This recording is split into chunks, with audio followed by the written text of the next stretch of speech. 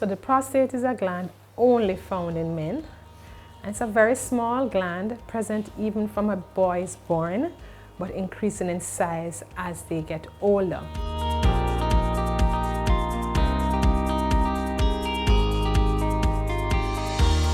The prostate is located below the urinary bladder in the pelvis. It's behind that lower bone in the pubic area called the pubic bone. Right in front of the rectum, that's where you'll find it. It wraps around the urinary passage, that tube that's called the urethra. It's very small.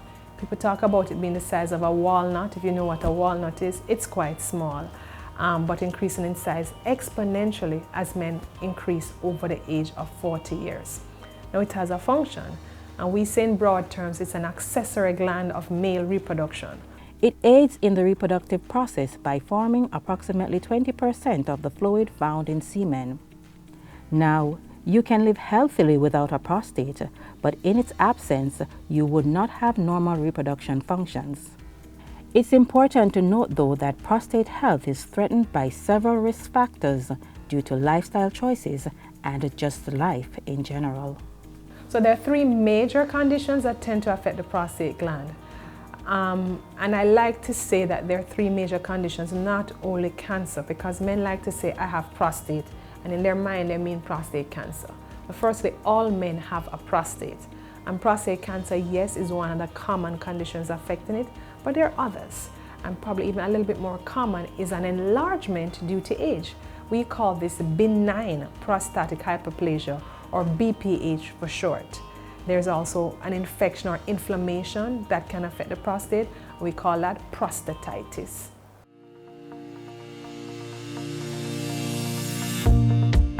So anything saying itis refers to inflammation.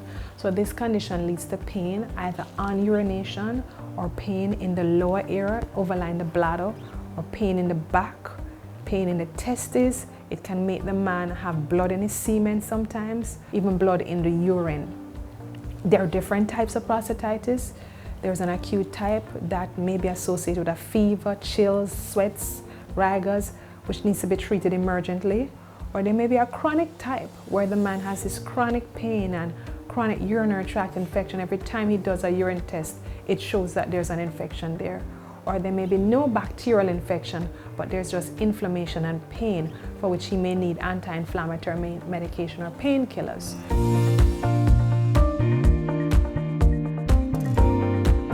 Now, BPH, or benign prostatic hyperplasia, seen commonly in men over the age of 40 and increasing with age and prevalence, may result in two major types of symptoms.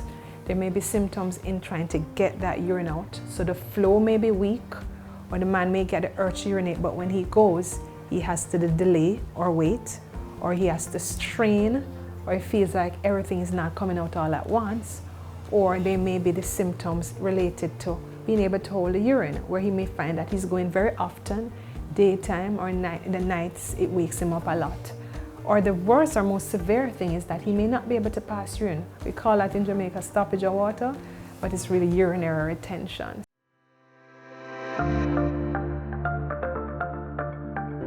Prostate cancer separately may have no symptoms at all, but only detected by doing the blood test. Some people think that if someone develops prostate cancer, it's unlikely to cause death. Well, I'll tell you, for the last maybe 60 years, the Jamaica Cancer Registry here at the university has published that prostate cancer is a leading cause of cancer that we see. And the data that we have on cancer-related deaths suggests that prostate cancer is a leading cause of cancer-related deaths in this very country in which we live. These conditions will not only affect the physical well-being of the individual, but certainly their mental health. In the case of BPH, having to urinate frequently will affect one's quality of life and even their profession. Seeking treatment is a must. So the treatment for benign prostatic hyperplasia starts with medication. So there are medications that we can give you that can improve urine flow by simply relaxing smooth muscles within the prostate and at the neck of the bladder. And there are medications that can actually reduce the size of the prostate.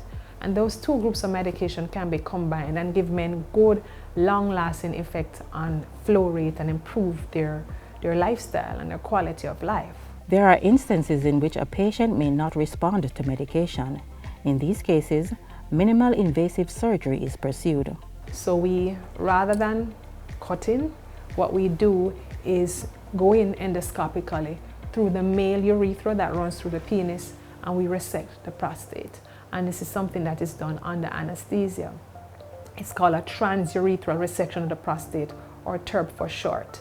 Now, there are other newer, minimal invasive approaches for treating an enlarged prostate that may not require general or spinal anesthetic, may not require time in an operating room, and can be done in an office setting to simply ablate the prostate, whether it is with high heat or water jets, you name it, they're coming up with them. And I think in the last 5 to 6 years, more technology has come up to surgically treat an enlarged prostate than ever before.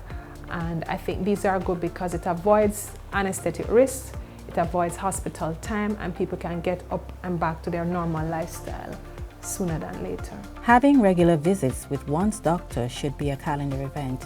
And I think in doing so, what you're going to do is have an increasing number of cases, obviously at first, but over time you find that the stage of cases diagnosed will reduce and mortality will be cut short and people live longer lives.